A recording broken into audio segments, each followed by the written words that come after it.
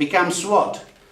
Given a vector of available inputs xt, such that I can do production at this level, I then get a vector yt plus 1 obtained like this, right? I then split that in two vectors, one of consumption, one of new input requirement, and I carry out production next period. So a production plan, an accumulation plan for this economy is just an initial condition x0 and a sequence of lambdas.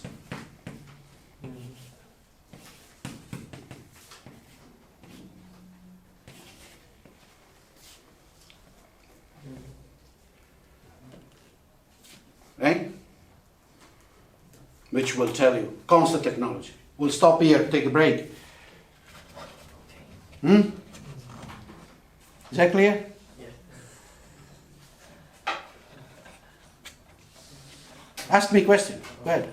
Well, why is a P lambda T not?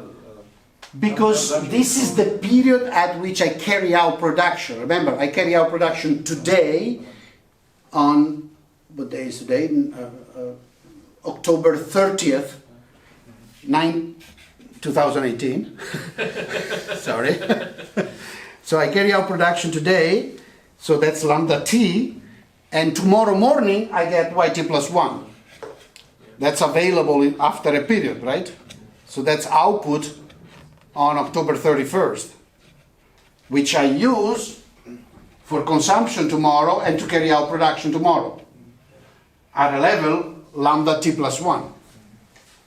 It's a matter of convention. You have to decide which one is the period at which you produce and which index you use. So in period, right? Remember, imagine, in period 0, you have x0, and you carry out production at level lambda 0, which produces output y1 next period, and you have consumption c1 and input vectors x1, you carry out production at level lambda 1 that produces y2 and so on.